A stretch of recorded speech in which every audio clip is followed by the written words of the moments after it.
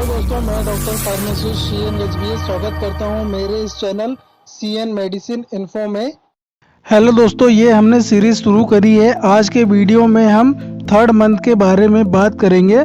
Third month में यानी कि 8 हफ्ते खत्म, 9वां हफ्ता शुरू हो गया है। थर्ड मंथ यानी कि 9वें हफ्ते से लेकर 12वें हफ्ते के एंड तक, क्योंकि 13 हफ्ते में आपका चौथा मंथ लग जाएगा, जो कि आपकी डेट के करीब 1 हफ्ते पहले होगा। क्योंकि हर महीना एग्जैक्टली 4 हफ्ते नहीं होता, करीब 4 साढ़े 4 हफ्ते का होता है। तो हफ्तों में अगर गिने तो 9 हफ्ते होते ही आपका तीसरा महीना शुरू हो गया है। दोस्तों, आज के वीडियो में हम जो प्रेगनेंसी का तीसरा महीना है उसके बारे में बात करेंगे। इस समय आपका बच्चा करीब करीब 2 से 3 सेंटीमीटर तक पहुंच गया है। ये समझ लो 2 से 2.5 इंच का बच्चा हो चुका है। अब उस बच्चे में क्या क्या आएगा, कौन कौन से ऑर्गन बनेंगे, उसमें धीरे धीरे 9वें हफ्ते से लेकर 12वें हफ्ते तक चेंजेस आने शुरू होंगे। उसके अंदर एक इंसान का कैरेक्टर डेवलप होगा। जब आपका डॉक्टर आपका एंटी स्कैन करेगी, एंटी स्कैन यानी कि न्यूक्लियर थिंकिंग स्कैन, जो कि होता है 11वें हफ्ते से 14वें हफ्ते तक। 11 से 14वें हफ्ते के बीच में एंटी स्कैन करते हैं। तो अगर आप 12 से 13 हफ्ते के आसपास जाएंगे ना, तो आपको अपने डॉक्टर को बोलना है मुझे बच्चा दिखाएं। आपको दिखाएंगे बच्चा, आपको लगेगा छोटा सा एक ह्यूमन का बच्चा यानी कि आदमी का बच्चा। उसके हाथ पैर हिल रहे हैं, उसकी नाक दिख रही है, उसकी आंखें दिख रही है। मैग्नीफाई करके उसको जूम करके देखेंगे तो पूरा आदमी जैसा दिखेगा। ठीक है, तो बच्चे में 12वें हफ्ते तक वो सारे कैरेक्टर्स आ जाते हैं जो कि एक आदमी के होते हैं। शुरू में तो बिल्कुल टैडपोल जैसा दिखता है। शुरू में जब 8वें हफ्ते में या 7वें हफ्ते में टेस्ट करते हैं तो छोटा सा एक, ये समझ लो जू जैसा एक दिखता है।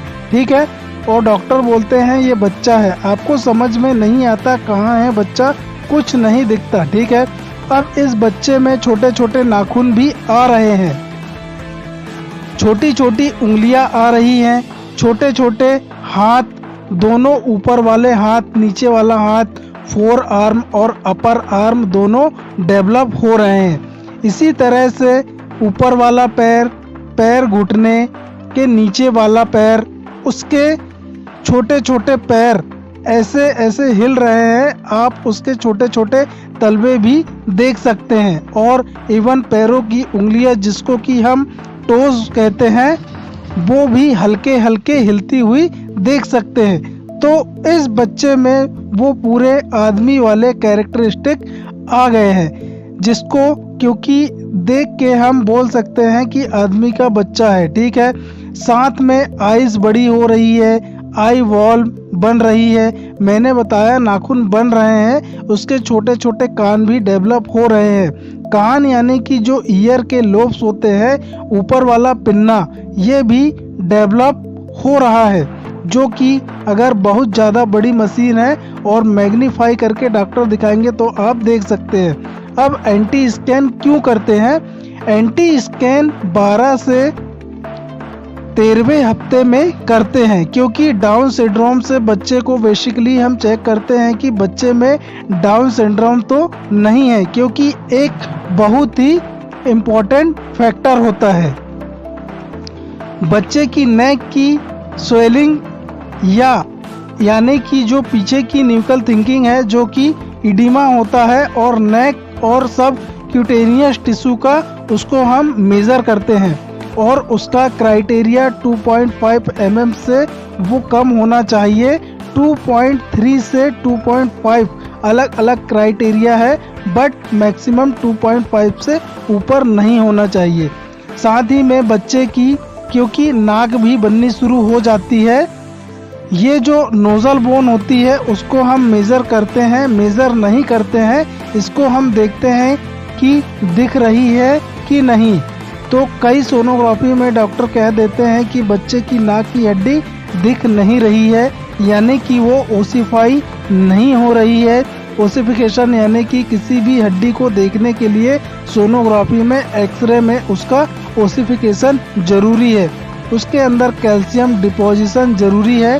तो जब तक वो कैल्शियम डिपॉजिट नहीं होगा, जब तक वो बोन ओसिफाई नहीं होगी, तब तक वो सोनोग्राफी में, एक्सरे में वाइट नहीं दिखेगी। तो जब ये नहीं दिखती है यानी कि ओसिफाई नहीं हुई है और डॉक्टर बोलते हैं ये एब्सेंट है या फिर नहीं दिख रही हैं, तो कहीं ना कहीं डाउन सिंड्रोम का शक पैदा होता है। तो उस समय आपका डबल मार्कर, ट्रिपल मार्कर या क्वाड्रन मार्कर सोनोग्राफी टेस्ट, जिसको बड़ी सोनोग्राफी कहते हैं, किया जाता है। डिपेंडिंग कि उस समय आप कितने हफ्ते पे हैं। 12वें हफ्ते में हैं क्योंकि क्वाड्रन और ट्रिपल मार्कर होते हैं। 16वें हफ्ते के बाद डबल मार्कर होता है और 12वें हफ्ते से पहले इट ऑल डिपेंडिंग उस समय आपकी क्या फाइंडिंग है, आपकी एज क्या है और साथ में आपकी न्यूकल थिंकिंग जो एंटी स्कैन है उसकी थिकनिंग कितनी है। तो ये कुछ पैरामीटर्स हैं जो कि थर्ड ट्राइमेस्टर में करते हैं। बच्चे के अंदर की चेंजेस बता दिए, आपके अंदर चेंजेस वही रहने वाले हैं जो कि फर्स्ट और सेकंड मंथ में है। थोड़े से और बढ़ सकते हैं, थोड़ी वॉमिटिंग बढ़ सकती है क्योंकि आपका जो हार्मोन्स है HCG हार्मोन्स वो थोड़ा सा और बढ़ा हुआ है। हालांकि अब वो धीरे धीरे एक प्लेटो लेवल पे आ जाता है। 8वें हफ्ते के बाद करीब करीब जो HCG हार्मोन्स है वो करीब करीब नीचे जाने लगता है और आपकी वॉमिटिंग थोड़ी कम होने लगती है। आपको बार बार जो यूरिन लग रही है वो अभी भी रहेगी क्योंकि अभी भी बच्चादानी पेल्विस के अंदर हड्डी के अंदर है, अभी वो पेट के अंदर नहीं आई है। तो जब वो पेट में आएगी तब आपका पेट दिखेगा।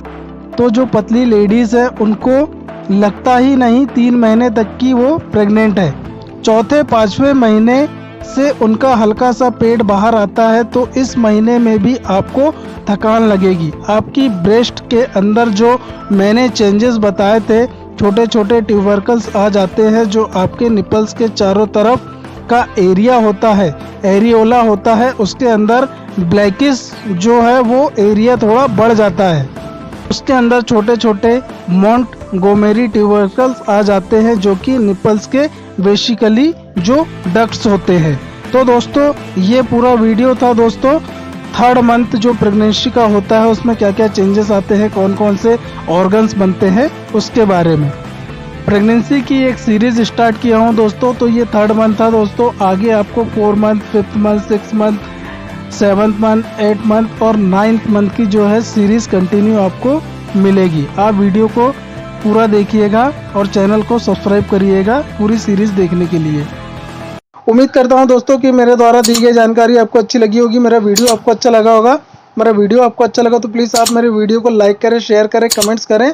और यदि आप मेरे चैनल पर नए हो तो प्लीज़ आप मेरे चैनल को सब्सक्राइब कर बेल आइकन के बटन को प्रेस कर दें ताकि आने वाले समय में जब